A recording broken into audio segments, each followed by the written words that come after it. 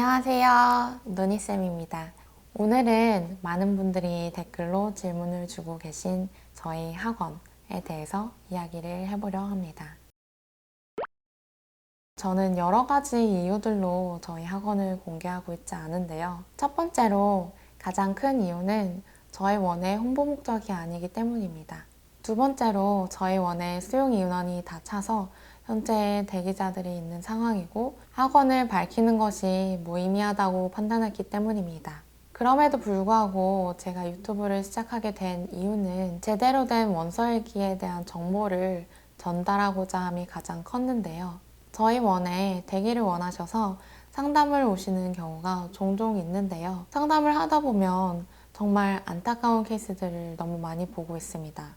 영어를 극도로 싫어하는 아이, 초등 6년이라는 시간 안에서 절반 이상을 영어에 쏟아부었음에도 영어를 못하는 아이, 그리고 정말 힘겹게 영어 학원을 다니고 있는 아이들 등 다양한 아이들을 만나고 있습니다.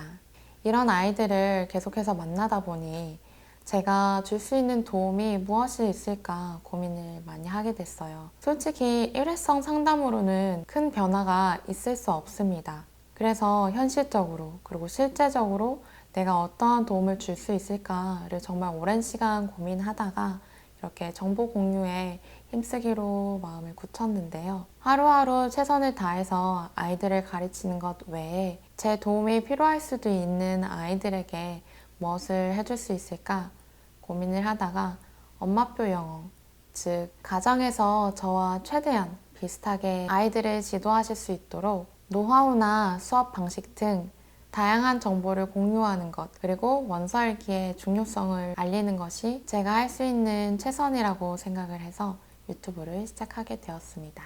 이러한 이유로 학원 공개를 하고 있지 않고 앞으로도 공개를 할 예정이 없음을 알려드리며 양해를 부탁드립니다. 오늘 영상에서는 제 학원을 공개할 수는 없지만 저희 학원이 어떻게 운영이 되고 있고 수업이 어떻게 진행이 되는지 저희 영어도서관의 수업 방식을 소개해 드리려고 합니다. 이 수업 방식은 가정 내에서도 충분히 따라 하실 수 있는 방법이니 엄마표 영어에도 도움이 많이 되실 거예요. 첫날에는 단어를 찾는 것과 책 읽기밖에 진행이 되지 않아서 첫날을 제외하고의 루틴을 알려드릴게요. 아이가 등원하게 되면 총 8가지의 스텝이 있습니다. 첫 번째로는 단어 뜻 검사, 그리고 음독 숙제 검사가 있습니다. 아이들이 모르는 단어에 대한 뜻을 찾고 외워오게 되는데 이때 찾은 뜻이 틀린 경우들도 있고 여러 가지의 뜻이 있는 경우에는 누락된 뜻들도 있습니다. 간혹 가다가 스펠링이 틀린 경우들도 있고요. 음독 숙제 같은 경우에는 본인이 읽은 책 중 일부분을 가정 내에서 소리 내어서 읽는 숙제인데요. 하루에 5번씩 읽고 학부모님께 사인을 받고 저한테 사인을 한 번 더 받는 방식의 숙제입니다. 가정에서는 아이가 읽을 수 있는 책 중 1분 이내 정도의 분량을 반복적으로 하루에 5번 정도씩 읽을 수 있도록 지도해 주시는 것을 추천드립니다. 두 번째로는 단어 시험인데요. 먼저 영상을 보실게요. 네, 악기는 instrument. I-N-T-R.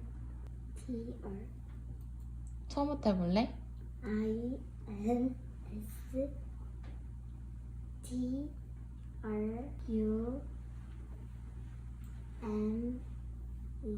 I-N-S-T-R-U-M-E-N-T.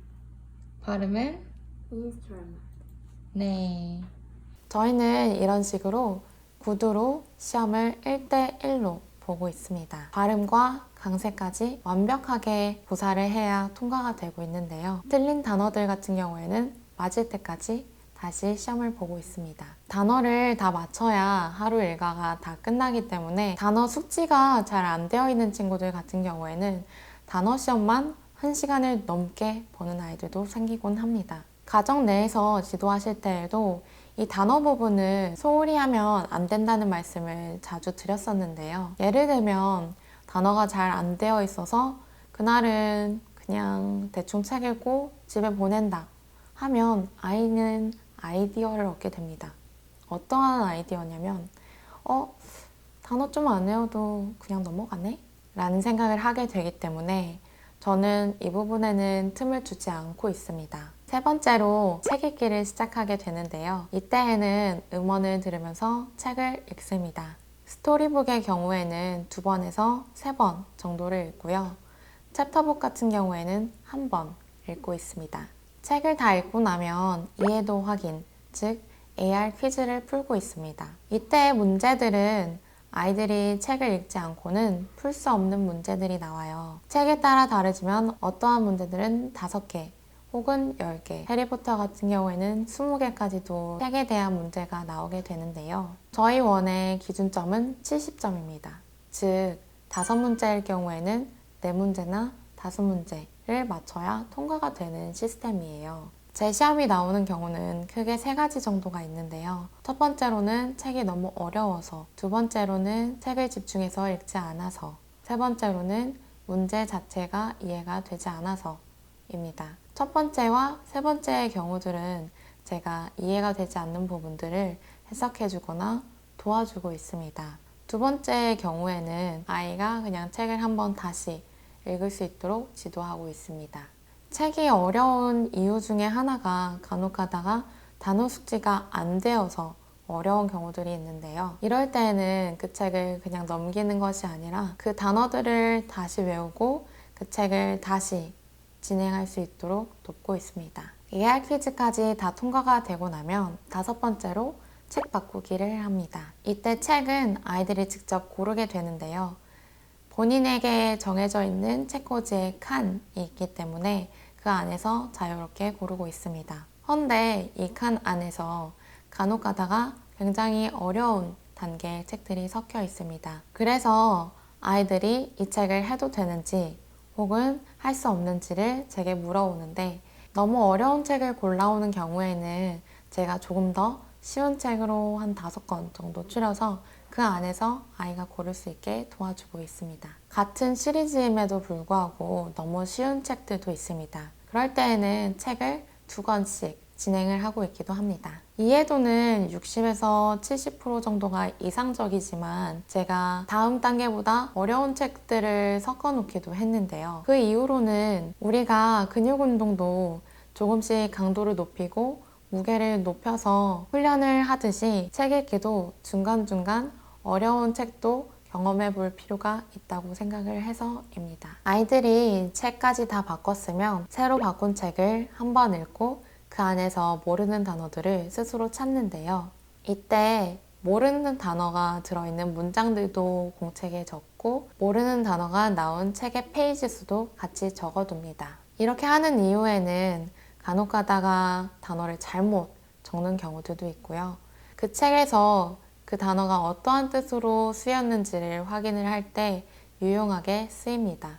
그 다음 단계로는 선생님인 저와 함께 모르는 단어를 처음부터 끝까지 다시 살펴보는데요. 아이들에게 단어를 물어보면 어떻게든 맞추고 싶어서 틀리게 대답을 하는 경우들도 있습니다. 조금은 무자비하겠지만 아이가 발음을 헷갈려서 다른 단어로 대답을 해도 그 단어도 적어주고요. 혹은 다른 뜻으로 오해를 했을 경우에도 오해한 그 단어도 적어주고요. 비슷하지만 다른 단어를 대답해도 적어주고 있습니다. 악의는 없습니다. 모르는 단어를 채워주기 위해서 꼼꼼하게 찾는 것도 있지만 사실상 어떠한 단어들을 모르는지, 그리고 책 안에서 모르는 단어의 양은 얼마나 되는지를 파악하기 위함도 있습니다. 원서 읽기를 할 때에는 이해 가능한 책을 읽어야 한다. 즉 입력 가능한 범위여야 한다 라고 계속해서 얘기해 왔는데요. 이때 모르는 단어의 양이 아이들에게 맞는 책인지 혹은 너무 어려운 책인지를 보여주고 있습니다. 마지막으로 찾은 단어들에 대한 수정, 그리고 챕터북의 경우에는 서머리 첨삭이 있습니다. 이때의 단어 수정 같은 경우에는 스펠링을 잘못 적은 단어는 없는지 확인도 하고, 과거형을 적은 경우에는 현재형을 적어주기도 하고 있습니다. 과거 분사의 경우에는 원형으로 바꿔주고 있기도 하고요.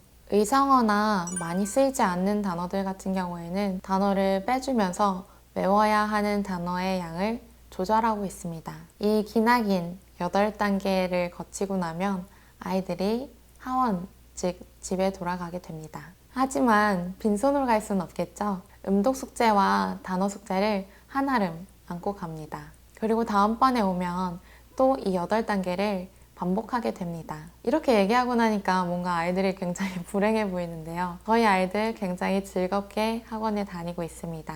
최소 1시간에서 최대는 4시간, 5시간까지도 머무르고 있습니다. 5시간을 머물러도 아이들이 집에 가라고 해도 가지 않는 경우들도 간혹 있는데요. 그만큼 여기에 있는 시간이 좋다는 이야기겠죠.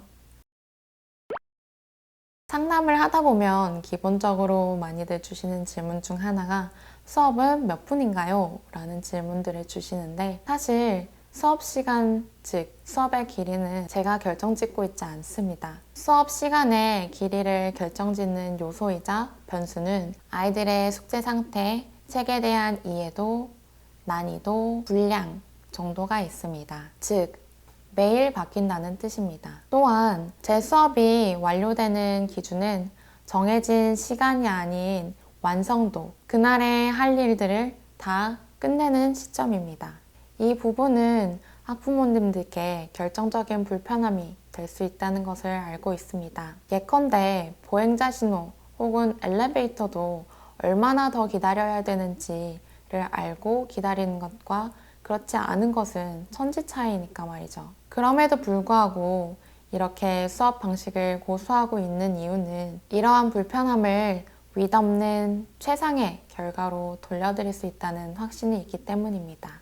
최상의 결과는 매일의 최선이 거듭 쌓여서 만들어지는 법이죠. 개인적으로 끝이 정해져 있는 시간 내에 드리는 순간의 노력은 최선이 아닌 차선이라고 생각을 합니다. 아이들이 출석하는 발걸음 뒤에는 학부모님들의 귀한 시간과 노력이 담겨 있음을 잘 알고 있습니다. 그렇기 때문에 더욱이 제가 시간적인 제약으로부터 벗어나 아이들에게 최선을 다하고 있는 이유입니다.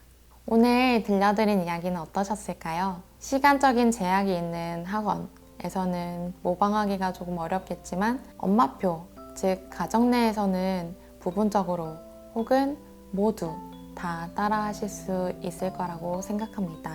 오늘 이야기가 도움이 많이 되셨길 바라면서 저는 다음에도 또 유익한 영상으로 찾아뵙도록 하겠습니다. 다음에 또 만나요. 레피테이션 뭐라고요? 해명, 땡, 반복, 땡. 평판입니다. intense 뭐였지? 의도, 땡. 강렬함입니다. ironically. 의아하게, 의아하게? 조금 더 설명해 볼래? 이상하게, 이상하게? 아니에요. 정확하게 알고 있나요? 아니요. 적을게요. breakfast 하면 뭘까? 아침, 스펠링 해보세요. E, R, A, 땡, B, R, E, A, C, 땡.